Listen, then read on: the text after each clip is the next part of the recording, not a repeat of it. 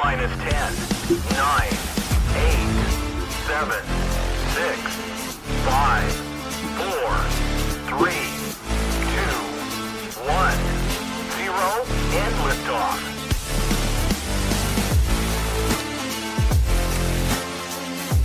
Yes, indeedy. Yes, indeed. You Get the Horn Show. Welcome, everybody. Welcome, welcome. You Get the Horn Sports. We have got Tad and Jeff here. How you doing tonight, brother? Doing good, man. Doing good. Glad to be here. Absolutely. Glad to have you here. Excited. We got a lot to cover tonight. We're going to jump into all kinds of NFL and a couple other things. We've got some, sometimes we're heavy on NFL content during NFL season. We are a little seasonal on the sports that we cover. But we do have a couple things this week that are not football related that are pretty funny, some pretty funny stories, some pretty funny videos and stuff that'll be worth checking out. So, however, let's start with, kind of what's probably top of mind for everybody, which is, of course, the NFL schedule. And we did manage to complete, for whatever it was worth, week 13 of the NFL. And, again, as we always do, we're not able to talk about every single game. There's just not time for it. So, and also, by the way, sorry, forgot to play this. Okay, that's all you're allowed to legally hear. That's as much as we can legally play.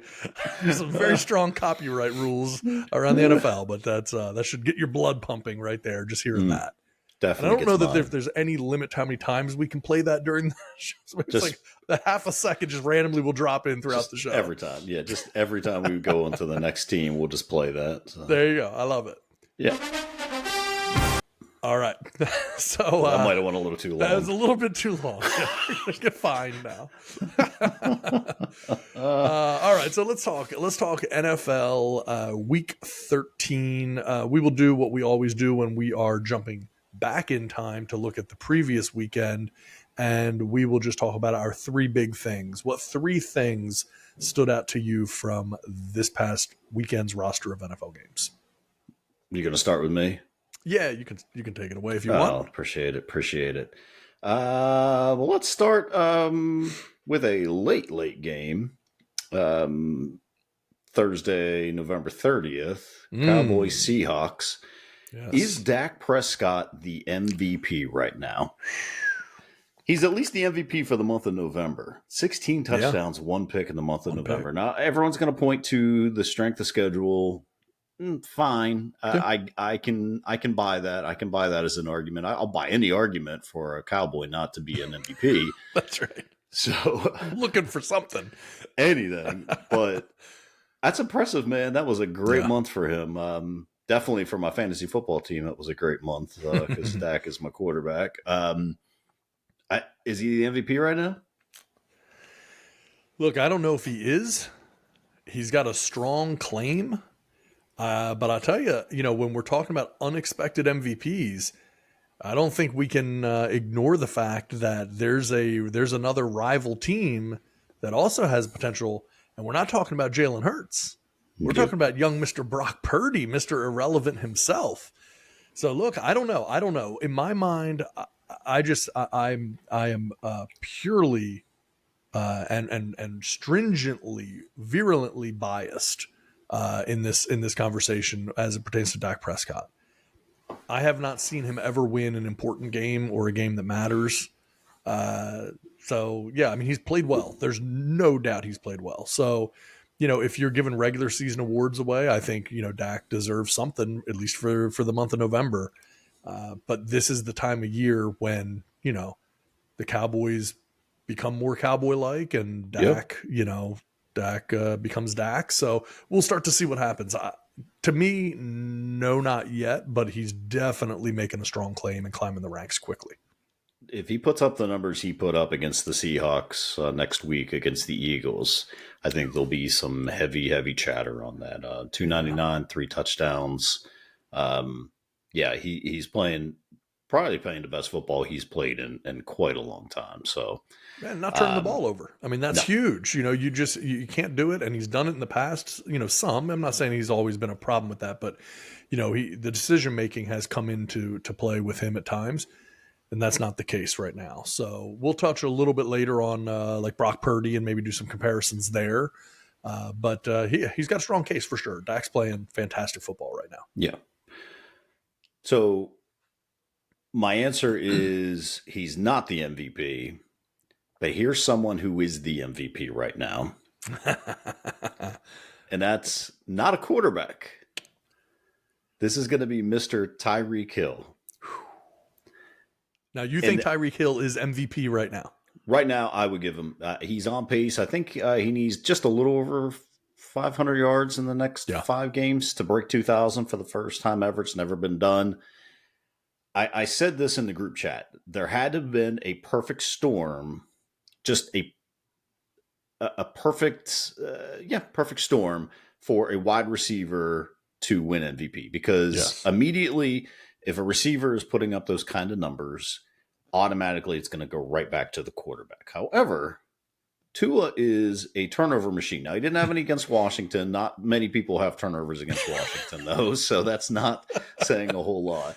Yeah. But right now, he's got 10 picks, on pace for 13, 14 picks. That's not going to win MVP. Yeah. But the stuff that Tyreek is doing at this point sets up perfect for him to be able. If he breaks that 2,000 receiving yards benchmark, I don't see how he wouldn't be heavily in the discussion. I know right now they have Brock Purdy as the MVP front runner, according to all the Vegas odds. But if you watch that game that Purdy played, that was all Debo. I mean, you're talking about like getting a slant over the middle, short pass over the middle, and he just takes off. I mean, it's that was all on Debo. So Purdy's playing amazing. I think any questions that we had about him right around what was that week 3, 4, 5 when he was throwing those picks, I think have quieted down quite a bit. Yeah.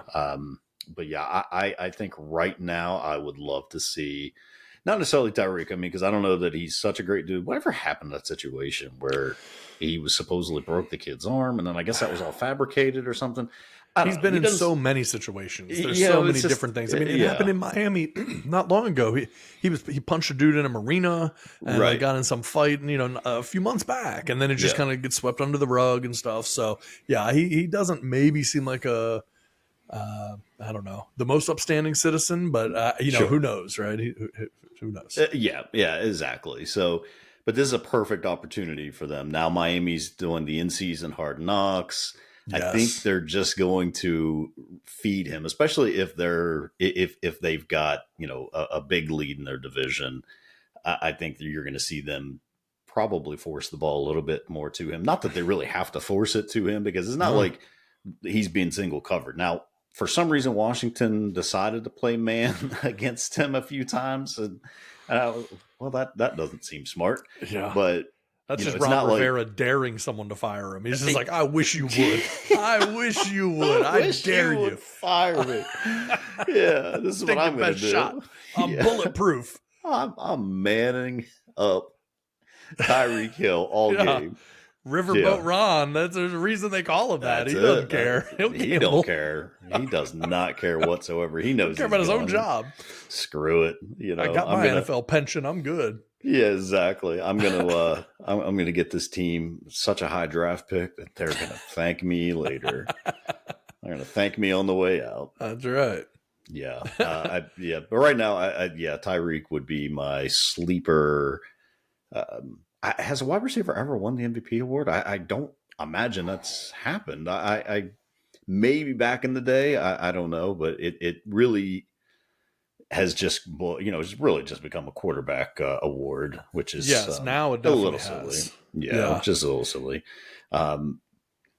So 4 wide receivers have won Offensive Player of the Year, which obviously is not MVP. No wide receiver has ever won MVP. There we go. In every other year, and actually this is interesting, so let me tell you this. Through 2022, only 4 wide receivers Jerry Rice in 1987 and 93, Michael Thomas in 2019, Cooper Kupp in 2021, and Justin Jefferson in 2022 have won Offensive Player of the Year. In every other year, it was awarded to either a quarterback or a running back. No wide receiver has ever won MVP. Wow. And I think the argument was if Cooper Kupp couldn't win it when he won the triple crown of receivers, that no one's going to win it. But if this guy gets to 2,000 yards, there's going to be some serious debate with him. Now, I still think it probably goes to a quarterback because it's just what they do. But this is a perfect opportunity. Like I said, you got a quarterback who puts up a ton of yards, but also makes a ton of interceptions and turnovers. So I don't think anyone has Tua in their MVP running. Right. So we'll see. It'd be. I would love to see it. I would just love to see someone other than a quarterback take this award. I mean, who's the last running back that took the award? Was that Sean Alexander? I mean, might have been. Yeah, it's been a while. That's for sure. A long time since that happened. So.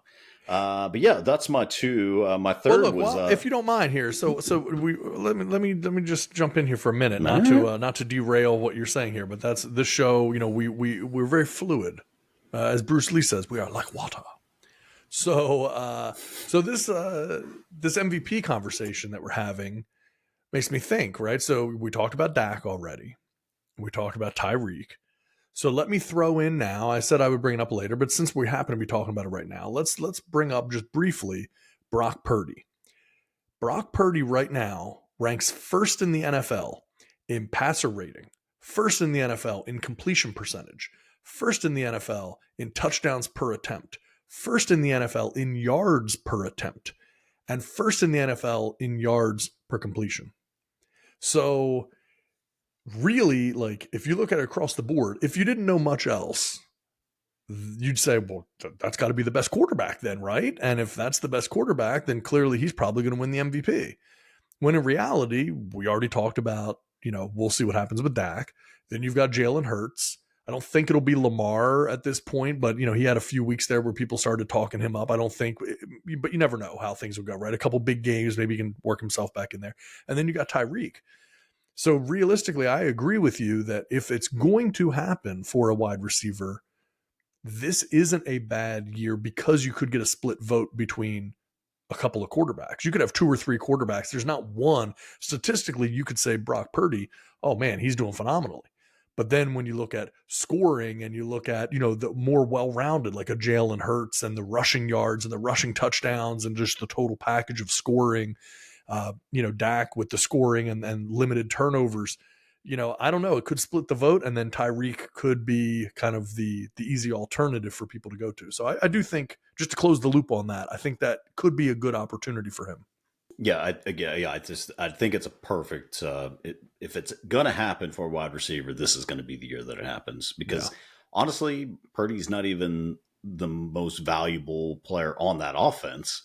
I mean, that's Christian McCaffrey, yes. Hands down. So, he should be getting some MVP consideration at that point. So, yeah. But let me ask one more thing, though. We're talking about Tyreek possibly winning the MVP if he's able to break 2,000 receiving yards for the first time ever. But we do also play a 17-game season now. So does that minimize that? Like, is 2,000 as impressive for a receiver as it was? Like, we used to think of a running back as like, oh man, if you had 1,000-yard season, and you still hear that talked about a lot of times, running backs about 1,000-yard seasons. Well, that was a lot different if you played 12 games versus 16 games. And now 16 games goes to 17 games. We're still talking about 1,000-yard seasons when you really need to be looking at 12 and 1,400-yard seasons to make up that difference. So what do you think? How do you think that could affect, or do you think it could affect how Tyreek is looked at?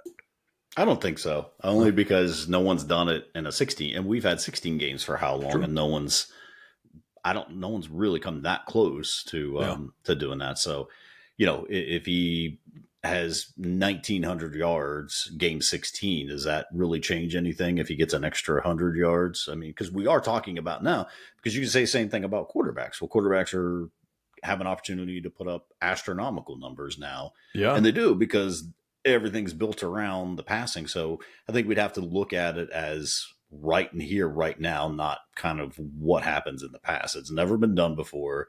Yeah. He's going to be the first person to do it. No one's going to come close to him this year. As far as, receiving, if he puts up 2,000, I mean, the next closest is going to be 1,700 probably. Yeah, big difference. I mean, we had Justin Jefferson on pace for 2,600 yards or something ridiculous before he got hurt. So, yeah. But I don't think anyone's going to come close to those numbers. And I think that could be what puts him over the edge. We'll see. I think there's a huge bias, I think, when it comes to anyone outside of a quarterback. For some reason, we just have to give it to a quarterback. Yeah. Look, they're the general on the field. They take every play. They're in every snap, so I can get it to a certain extent, but it's weird that someone outside of a quarterback would be an offensive player of the year, but then not MVP. It's just, that's, I just doesn't make a whole lot of sense. I mean, you're the best offensive player, but then a quarterback who didn't win the award, you're not the most valuable. So, I mean, I don't know. Tell you. I guess then the other thing too, and we're belaboring this point way too long, and that's what we do on the You Get the Horn show. But to be MVP, if you took Tyreek Hill off of that offense, so we're saying most valuable player, right? Most valuable to your team, the most valuable player in the NFL. Yeah. If you took Tyreek Hill off of that team, he gets hurt, he's not there. Mm-hmm. Does that offense look the same? I mean, they still got, Waddle, they still got, sure. Good receivers, yeah. But does he make that difference? Is he the difference maker on that team? If you take him off of that team, what's Miami's offense teams. Look? Yeah, very different. I think so. Of course, if you take Dak off of the Cowboys, sure. Or Jalen Hurts out, people would say the same thing.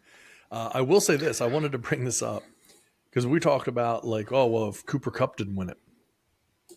In 2012, Calvin Johnson put up 1,964 yards. 2012. And then Cooper Kupp in 2021 had 1,947. So the most single season yards right now receiving belong to Calvin Johnson, 2012, 1,964 yards. And that's a tall order. I mean, you're right. No one has ever broken 2,000. He definitely got the closest. Chances are there was a drop or two or some penalties or something that cost him. There's some stupid holding call that took back a 40-yarder or something, and he missed out on that opportunity. But yeah, so it would be big if Tyreek's able to do it. It would definitely be big. For sure. I was looking to see what the Lions record.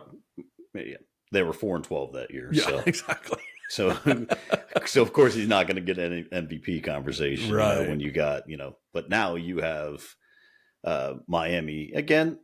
We've talked about it. And haven't beaten a team really all year to speak of, but they play the schedule that's given to them. So it's not like college football, where you're making your schedule up, at least half your schedule up. So they're setting at 9-3. If he does it, it's going to be a tall order. Now, I mean, you've got the Titans, which I think he could probably put up 300 just against the Titans. But then it gets tougher. You got the Jets, the Cowboys, the Ravens, and then the Dolphins. Yeah. So if he does it, he's going to do it against some pretty good teams outside of at least good defenses, at least outside of the Titans. So if he does it, it's going to be very impressive. Yeah, agreed. All right, so that's 2. Did you have a third? Jordan Love. Jordan Love, man, just doing his thing. Yeah. Green Bay really has a chance to run the table these next 5 games. They've got the Giants, the Bucks, the Panthers, the Vikings, and the Packers. They have a chance to go at this point 11-6. If they go 10-7, that's still going to get them in the playoffs. Yeah, and Love is playing within himself, and he is carrying that team. He is playing amazing because it's not like they're getting amazing production out of their run game. They're getting okay production, and he's doing it really with, again, Romeo Doubs, Christian Watson. Outside of that, you're looking at Tucker Kraft, who I like, but he's not doing it with a ton of weapons there. And Christian Watson only, as of late, has come on. Yeah. I mean, that guy was non-existent for the first 6 games of the year. So, he's really come on as of late as well. So, doing his thing, man. I think they got it. He's definitely at least earned another year, and I don't think the Packers are going to look for any high round quarterbacks in the draft. They may take one, fourth, fifth, something like that, which every team should be taking. But absolutely. Yeah, he's playing well, playing within himself. Beat a good Kansas City team, not a great Kansas City team, but playing a very good Kansas City team. So, so good on him. No, it was good. We were talking about that in the group chat as well. Just Jordan Love, man, dude's just out there doing his thing. So, all right. So I guess it's time for my 3. So let's Nice. so let's see. Look, obviously any of the 3 that you talked about would be good to talk about. One of my 3 last week was actually looking ahead to something this week, which was the Broncos and Texans game. And I was saying that what a game that could be. From years past, you would never even be willing to have to watch that game. You do it at gunpoint. And I was saying, like, this could really be an interesting game. And it did turn out to be quite a close game. Texans managed to hold on to win 22-17, but it couldn't have gotten much closer. I mean, they were able to put pressure on Russell Wilson in the red zone at the end of the game. But Denver was, very close to scoring. So that was a battle of 2 teams, and Texans needed that win to stay in the fight, and they were able to get it. So thought that one was really good, and we can obviously, dive deeper into that too. But second of all, I mean, is there worse football? Is it the worst football that you could watch? To have to watch a 6-0 game between the Chargers and the Patriots, and the Patriots still managed to lose playing 2 different quarterbacks. And there's an interesting stat that the Patriots are the first team since 1938 to lose 3 straight games where they allowed 10 points or fewer. So the Patriots defense is more than doing the job. If you're letting up 10 points or less, you assume you're going to win 90% of those games. And they're 0-3 in their last 3 games. And so now it's starting to single-handedly be on the shoulders of the offense. Now, we talked about this last week. I don't think it's all Mac Jones by any stretch of the imagination. And it was proven yet again because Bailey Zappi came in and looked every bit the Mac Jones that Bailey Zappi can play. He did his best Mac Jones impersonation. And they still accomplished absolutely nothing and put up 0 points against a not very good Chargers team. So really disgusting football to have to watch. Yeah, terrible. I mean, you're talking Colts 10-6, Giants 10-7, and now the Chargers 6-0.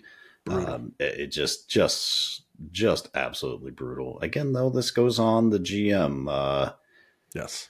Right now. So you draft a guy, Tyquan Thornton, just because you think you're smarter than everybody else. It just gets old. Like I don't have any sympathy at all for Patriots fans. You guys had 20 years of just pure dominance. I don't feel bad for you whatsoever. But it's just because you drafted so awful. We had a guy in the comments just trying, like, when I made the comment of, maybe you would take the GM Bill Belichick of 18 years ago, and he says, "Oh yeah, I've been good since 2000 and or whatever I said. I don't know what it was, 13 years ago." And then I go back and look, and I was like, "No, you know what? You're right. It should have been I should have said the Bill Belichick of 2007, because that's the last time they drafted anyone of note in the first round." You hit on Rob Gronkowski, which was a 2nd round pick. That was the year you drafted Gronkowski and Aaron Hernandez. Yep. Again, you drafted 2 tight ends. Like it worked for a while, I suppose. We know how all that ended up. Yeah. But your last 1st round good draft pick was Logan Mankins. You missed. You cannot in this NFL. I don't care if you are the Patriots It is eventually going to catch up with you Yeah. when you can't hit on your first round picks. And I can't tell you how many times they traded out of that first round again, just because he thinks he's smarter than everyone else. And it's mind boggling to me how, I mean, I get it. You're loyal to the guy. It's fine. The guy's not a good GM. Right. He's not. Right. Clearly, he can coach. He's coaching these defenses. And he's coaching this team with these players that he has, and they're keeping them competitive in just about every game. I mean, you're averaging 9 points a game the last 3 games, but you lost all of them because you can't draft offense. You have no clue what you're doing. You get a lineman. What's his name? Strange, I think. Like, and when all the draft pundits are like, "Well, I don't." Yeah. I don't get it. Why are you taking him here? But again, it's just because you think you're smarter than everyone else, and you're not, clearly. No. This is why your team sucks, because you draft horribly and you cannot hit on first-round draft picks. And in this NFL, you have to hit on these. This is why they're so important. This is why people stockpile these. I get maybe a year or two, like, hey, we're picking last because we won the Super Bowl. Sure. So we can trade out and get a draft pick for next year. But eventually you have to hit on these. This is like baseball, man. If you can't hit on your first round picks in baseball, you're sunk. I mean, I'm a Pittsburgh Pirates fan. Like, we have sucked for so long because we cannot hit on these draft picks. And then the minute we do, of course, we trade them off for crap. We just can't build a team. But you have to hit on these. And if you can't, this is what you're going to get. You're going to get a 6-0 game where Bailey Zappi is your quarterback. And now we're going to Thursday Night Football, and we've got Mitchell Trubisky versus Bailey Zappi. Amazon should be just 100% suing the NFL at this point. Yes. They should flex the game out. Nobody wants to see it. Put it on Friday night. Put it on Saturday, like the Steelers have to play in the next couple of weeks. Yeah. Put it somewhere where nobody can see this game. Yeah. I'm Amazon. Enforce blackout restrictions. Don't even allow it to be televised. Exactly it. I mean, now I'll say that, and the Patriots go out and put 45 up on the Steelers because that's just what the Steelers do, play down the competition. But this is what happens, man. You don't draft well, you're not going to play well. You can't just in free agency. Remember, what was it? Free agency a couple years ago when they were just like, Belichick was just signing all these tight ends again to these massive contracts. Hunter Henry and the other guy slips my mind, but just stay away from personnel, man. Just coach. Yeah. You clearly can coach because, again, nobody's taking that away from him. The Chargers stink, but they have the potential for a high-powered offense. We don't always see it, but they have the potential to put up points at any point in time. Just stay away from the personnel. Yeah. Good advice. Good advice. And I'll end my Bill Belichick rant here. So carry on. Well, I think another thing for me is going to be that I'll tell you a team that maybe had the best week in the NFL.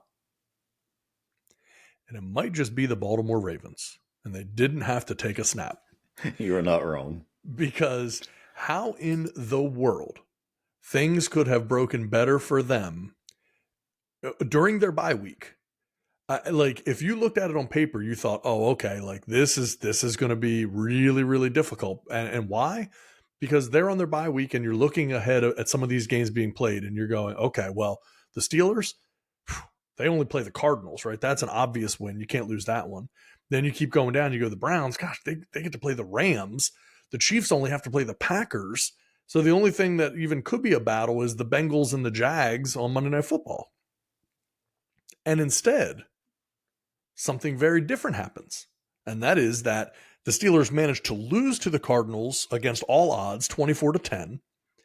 Then the Browns managed to lose to the Rams 36-19. The Chiefs managed to lose to the Packers 27-19.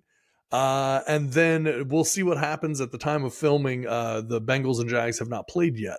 But every game that you really, of course, it would have been great if the Dolphins had lost, if you're a Ravens fan as well. But outside of that, everything broke the way you will want it to break. And really, the Bengals are pretty well buried anyway. So you'd actually want to see the Bengals beat the Jags. If you're a Ravens fan, you're going to want the Jags to lose that game. They probably won't. They shouldn't. But based on everything else that's happened, that might mean that they will.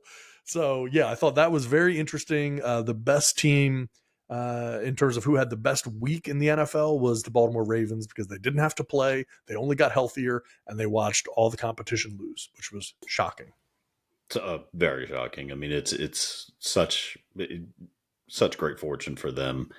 I mean, the Steelers lose. They had a chance to be 8-4, one game out, with having to play Baltimore again. Like, just it again. You couldn't have asked for a better scenario for them. They're sitting back like, holy crap! We need to have a bye week next week. You know, That's right. Can we get two? Because this turns out great for us. So now I 100% agree with you. Yeah, it was tough for I mean, and look, let's face it. I mean, some of these teams we just don't know yet what they're still going to be, right? The Browns, we see talent, but they've come back down to earth. Like everyone was talking about, oh, this is a historically great defense. It is a good defense. It's a good defense. It's historically great against bad offenses. Right. Right. Yes. That's a good way to look at it. And yes, I understand for the people that are going to say, well, we didn't have Myles Garrett this week. I know. But you had him every other game. And the guy's been playing in great form. I mean, he would have an argument to be, defensive MVP, defensive player of the year. But the reality is you cannot go out if you are an historically great defense. You do not let the Rams put up 36 points against you. And then before that, you let the Broncos put up 29 against you. And then before that, you have the so the Steelers only put up 10 against them. That's another story. The Ravens put up 31 against them. Of course. Well, okay. So then before that's the Cardinals. So I'm not going to go too far back, but in essence, like you've been putting for the last 5 or 6 weeks, teams are hanging 20 to 30 on you routinely, and honestly 30 plus routinely. You're not an all-time great defense if you're having teams hang 30 plus points on you consistently. You're just not. You're good. You're good. They are very good situational defense. 100%. Yeah. And part of that situation is playing bad teams, like you said. Exactly it. That's exactly it. I mean, their best game probably came against the 49ers, and I think this is probably where the hype really started, is when they beat the Niners 19-17, and that was right around the time when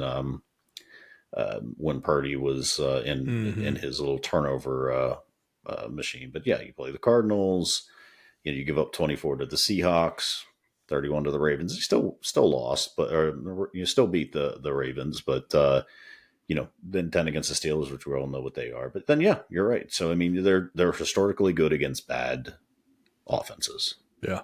Which you should be. Yeah, absolutely. That's right. Yeah, that's what you would hope you would be. And then really briefly, last thing, we had 2 major games that people were looking ahead to. The biggest one, of course, Niners-Eagles, but Chiefs-Packers, I thought was only interesting because the Chiefs lost. You would expect them to win. I don't care if it's in Lambeau and all that kind of stuff. I mean, the Chiefs should win that game. They didn't, so that part's surprising. And then outside of that Niners-Eagles game, I mean, I can't say it lived up to the hype by the final score, but by the emotional investment in the game, the fighting, Jalen Carter from the Eagles crying on the sideline. I mean, you had so many different things happening. There was a lot of pent up energy and aggression that came into that game from both sides, and the Niners backed it up big time because everything had been talked about. Well, if we had our quarterback last year against the Eagles, we'd have beat them and everything else. And the Eagles were kind of like, yeah, well, quit your crying, blah blah blah. Well, turns out, and they did it in Philly. So that's the Niners made a massive statement going into Philadelphia and stomping the Eagles. So that's going to be very interesting to see how that momentum on both teams, carries them forward. Because the Eagles, they got to turn around. We're going to get ready to transition over into this coming week's games. But as we look ahead, they got to turn around and play the Cowboys. So the Eagles got to have, they got to get right away and put this game behind them, because then they come right out of the frying pan and into the fire going against the Dallas Cowboys. 100%. Yeah. I mean, Eagles fans are something else, I swear. Like I got buddies who are Eagles fans, and man, I don't want to deal with them. They're just too much. But I mean, honestly, like the Eagles have benefited from a not so great schedule. Again, you play whoever you play. I mean, because we can have that same conversation, which we did about the Cowboys. But I mean, you're looking at the Patriots, Vikings, Bucks, Commanders, and Rams were your first 5 games of the year. And then you go to the Jets, and then, you do beat a Dolphins team, but then you're right back. You're playing the Commanders, and then you do beat the Cowboys and the Chiefs. Great. But then you play a Bills team who's not so great.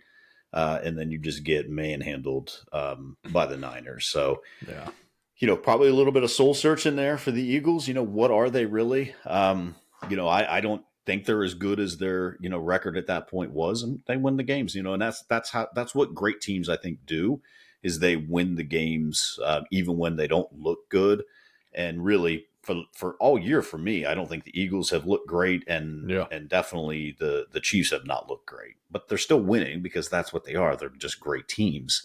Yeah. So they'll have some time to figure it out. But I mean, they've got to really put that out of their minds and go right back, because that's going to be a huge game with the Cowboys. Because if the Cowboys win, now the Cowboys are going to be sitting on top of that division. That's right. So huge Stakes game, not something they probably were expecting at this point. So, I don't think they were, looking at this as like, oh, we have to have this game.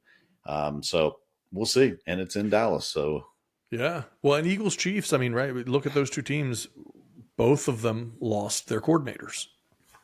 So Eagles lost offensive and defensive coordinators. Chiefs lost their offensive coordinator. Like, you just don't hear that talked about. But how would that not affect you? And clearly it has, right? It's affected them pretty significantly. We don't even know all the different ways that it's impacted them. But I saw the other day, one of the members of the press corps in Washington asked Eric Bieniemy how he was liking his first season calling plays. That dude got corrected very quickly because Bieniemy was like, no, I've been doing this for 6 years. This isn't my first time doing this. This isn't new to me. I've been calling plays, designing offenses for 6 years. That's what I do. And again, it just shows that perception is still there, even though everyone has also simultaneously been saying, well, the Chiefs don't look the same this season. The offense just isn't as explosive. But yet nobody is giving credit to Eric Bieniemy for being the reason for that explosiveness. Then he goes to Washington, and it's still just like, I just don't understand it. It's bizarre to me. Thank you very much, because that needed to be said, and that hasn't been said. Again, I do not know what this is about Eric Bieniemy and why the media does not want to give this guy his credit or his due. Could there be any more reason that this guy should be a head coach, just looking to see how inept this Kansas City offense looks? Yes. Because it's not like this team is completely different. I mean, it's not like, you lost Juju, fine, but obviously he's not doing anything in New England. But, in fairness, who is, when with that offense there. But it's not like that's a completely different offense. And, and they've got some bright spots there. Rashee Rice looks like he's going to be, a great player. But outside of that, they don't have a whole lot going for them right now on that offense. Again, they're still winning games. Don't get me wrong. I mean, I would much rather be in their position than the Steelers' position. But this should bolster Eric Bieniemy's chances. I mean, he should do nothing but just put that on his resume, and send that out to teams.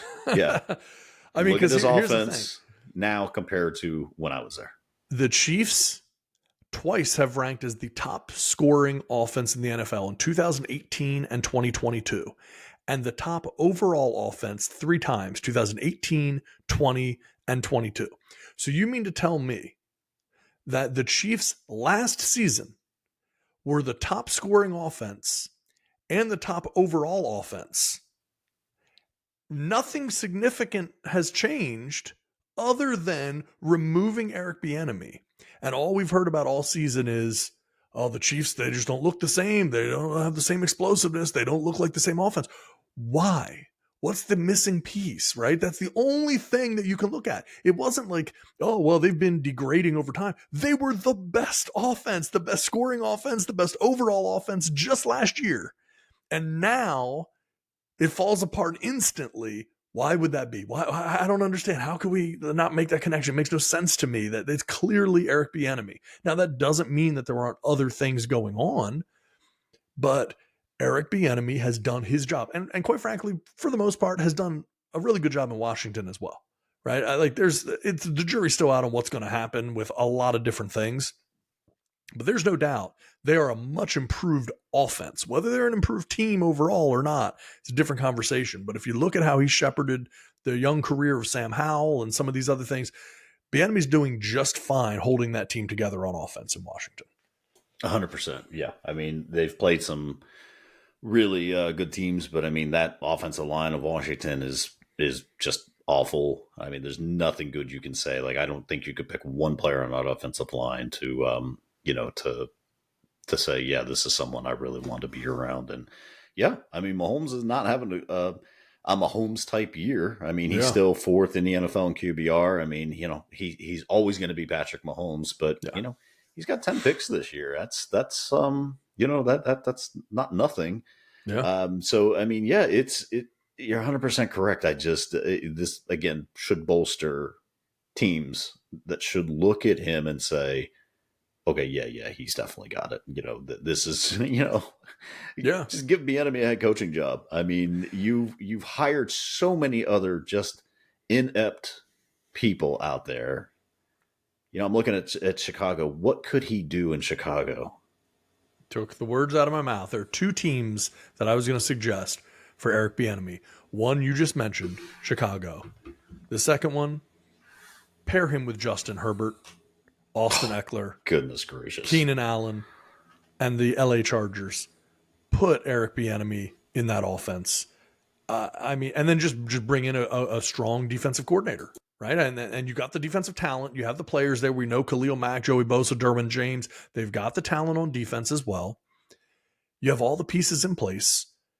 You got a couple years left to really keep that team together. Maybe if you even have a couple years. Get somebody in there like an Eric Bieniemy and see what he can do with that team. So I would say either Chicago or, and this is all assuming that he does not get the head coaching job in Washington. If he doesn't, I think top spots right away have to be the Chargers and the Bears for Eric Bieniemy. Yeah, I would love to see it. I would just love to see what someone could do, an actual offensive coordinator. Again, talk about the Bears. Like, you draft Justin Fields and you give him a defensive head coach. It just... make it make sense, Chicago. And then wonder why he struggles. Wonder why he's like having these issues. I mean, bad teams stay bad. Bad teams stay bad. Yep. Yeah. All right, so let's look ahead to week 14 in the NFL schedule. Oh, I just love to hear it. Okay, so what do these games jump out to you? Anything here that's kind of jumping off the page for this week's games in the NFL? All right, man. I don't know what it is about the NFC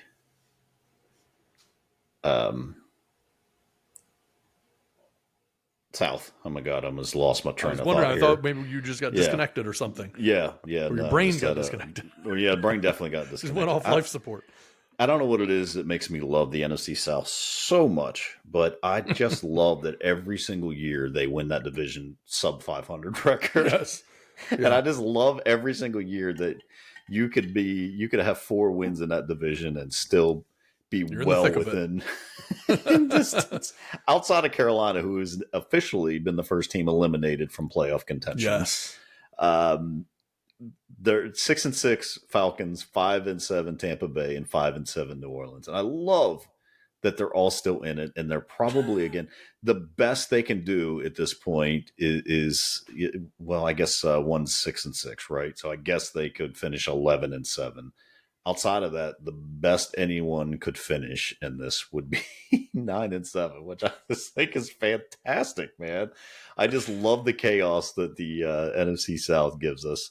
And now in soccer, they have relegation, right? Like you get sent down. Really That's what should happen in the NFC South. They should be relegated down to the XFL or something. Listen, we've had this conversation in the past about the NFL buying up the XFL and doing a relegation type It would thing, be so man. smart. It Oh, would it'd be just so be smart. genius and smart, man. It would just force these teams not to suck. But Bucks and Falcons, I don't know, man. I just it's going to be such a fun game. I mean, Bucks win, they'll be 6-7. Falcons will be 6-7. Bucks will probably take. I don't know how everything's going to stack up as far as tiebreakers and all that, but Bucks Yeah. will probably be in first place. Again, 9-7 is going to be the best they can do, and they're not going to finish 9-7. I mean, they're Yeah. probably going to be 8-9. Something like that. But I guess they could be 10-7. I'm sorry, I keep forgetting about that extra game. So, but no, there's no chance they're going to be 10-7. But yeah, I just think that's going to be a fun game. I just love that these teams can be. It's going to be fun for the fans. Like, I'm sure it's annoying for fans of the NFC South, but at the same time, like you can lose a game and just be like, huh. No big deal. We're only a game out. Yeah, We're all 3 the way games. through to the end of the Yeah. season, you can have that mentality. It'd be 3 games under 500. Not a big deal. Not a big deal. We're still only a game out of the division, and then you're going to get a home playoff game, which is even better. Yeah. I mean, it's just brilliant. So, honestly, yeah, I'm looking forward to that one. Nice. Outside of that, man, there are some bad games on the slate here. Seahawks Niners. I guess we're going to see that again.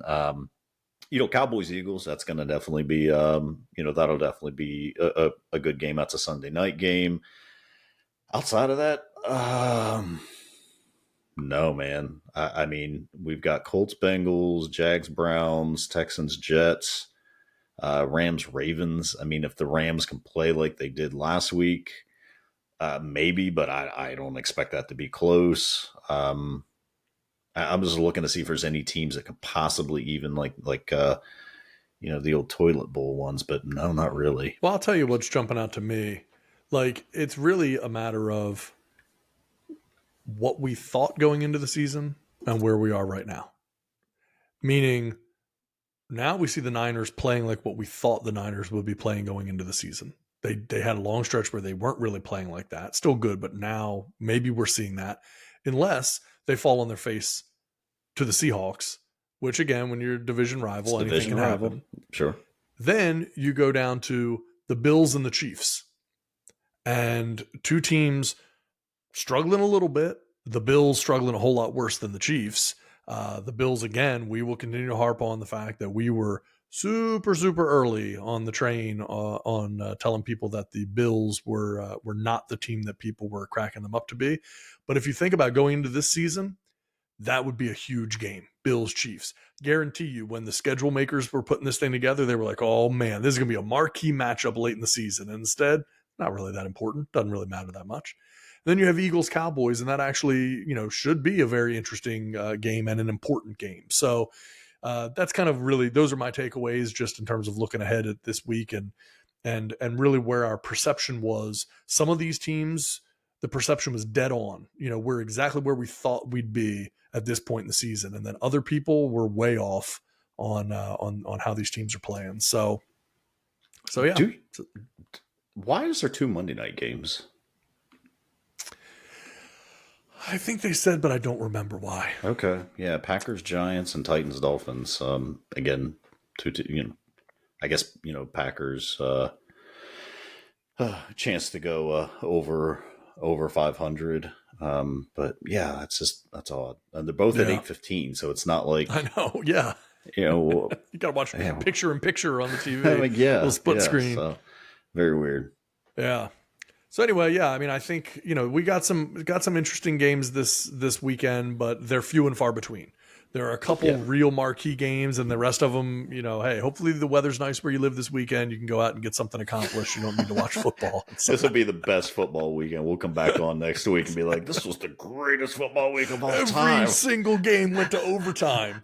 I mean, that's about the only way to make that interesting, because these are some dogs for teams this week. Yeah, this is a bad week for football. It just even if you're a fan of the team, you just got to be like, oh, like I'm telling you, there is 0 chance I will stay up past halftime for the Patriots Steelers game. There's just no chance. I'm going to stay awake to watch Mitch Trubisky lose it in the fourth quarter. It's got to be hard to motivate yourself to want to do that, Yeah. And one thing that just popped up, I wanted to make sure I talked about. We were talking earlier about Tyreek Hill and the possibility of him winning MVP this season. Had these stats actually are so I had older stats than this, and our boy Hefe sent this over because I had these through last week, and Hefe sent over the newest ones. So receiving yards this season, Tyreek Hill has 1,481. All Cardinals wide receivers have 1,412. Patriots wide receivers have 1,359. Giants wide receivers have 1,327. Jets wide receivers have 1,253. Falcons wide receivers have 1,155. So Tyreek Hill by himself has almost 350 more yards receiving than all Falcons wide receivers combined this season. Is that insane or what? I mean, that's five gosh. teams worth of receiving yards that Tyreek Hill has surpassed. So yeah, pretty strong case if you were going to make one for Tyreek Hill winning an MVP award. This would be a good stronger argument. Case for relegating some NFL teams. That's definitely true. All right, anything else to touch on before we start to close out? I've got one other little thing, but I want to make sure we didn't leave anything behind. Nope, I think we're good. Cool. All right. So I'm going to close with a video I saw recently. Baseball is a game that cares a lot about history, cares a lot about the majesty of baseball. You have old Yankee Stadium and the pinstripes and all of the history of baseball and the stats and everything else. And sometimes something was historically great and we forget about it. And this is easy to do. So here I wanted to bring up what I believe might be the greatest fight in baseball history. I will mute the sound effects here, but essentially we got hit by a pitch, chasing the pitcher, continue to chase him all the way around the ballpark, eluding everyone. That dude does not want anything to do with They're in the outfield running around. The whole team. So that's the end, but you can see it here again. Hits and then takes off after him. And then this is just an exhausting run. That pitcher's like, no, not me. I'm not sticking around for this. Gosh, man. You have the guts to throw a ball at a player like that, and you are so cowardly that you run away. That is hilarious. I mean, who can envision they're running all the way. If you're at that game, it's like, oh, hit by pitch. Oh, we might see a fight. No? Okay, no. They're out of the infield. No, they're actually into the outfield. They're running on the warning track. They're circling around the stadium running for each other. We saw a 100-yard dash here. Triathlon or something. So crazy. My gosh, that dude just ran about 150 yards to get away from that you don't guy. see that happen nowadays, right? Nowadays, it's either going to be a fight or the teams are going to break it up anyway because everyone's going to rush the field. There, it was just like, guys were there, but nobody could manage to break it up, and it just turns into a huge mass of people running around in the outfield chasing each other. It's so weird, man. I mean, and that's the thing. It's like you look back, and of course, I don't have the exact day and date of that game, but it's it looked like it was probably early 90s or something like that, and had to be the longest fight in Major League Baseball history, at least in terms of distance traveled. Maybe not period of time fought, but distance traveled. We need like AWS, like advanced stats to tell us like how many miles per hour the pitcher hit when he was running away. I guarantee that pitcher was clocked about 20 miles an hour right there. I can almost guarantee it. Put him up against Tyreek Hill and have that guy chasing after you. He might give him a run for his money. That's right. Jeez. So I thought that was pretty funny. Good way to close the show there. So anyone who happens to be listening to the podcast, you can check that. You find that clip on our YouTube page as well, and possibly on some of our other socials, particularly on X. We're trying to post more on there. So busy, things are so crazy. So, but we will try to keep up and keep everybody entertained. And we want to, of course, say thank you to our audience again. Check us out all over the place. If you're listening to the podcast, check us out on YouTube so you can kind of put the visuals. We play a lot of videos or pictures or different things. Good to put the visuals to it sometimes. If you are watching on YouTube, check out the podcast, man. Apple Podcasts, Spotify. You can listen to it in your car. It's a whole lot easier than maybe utilizing YouTube. And of course, check us out. We're always running different polls. We've always got different things happening, particularly on the YouTube page. So go to the community tab. You can check that stuff out as well. So anyway, in the meantime, we'll go ahead and wrap this sucker up. Everybody enjoy yourselves. We will catch you next week. Have a good day, everybody. See you later. That's it. That's all. I can't play anymore. It's not that I don't want to. Sorry.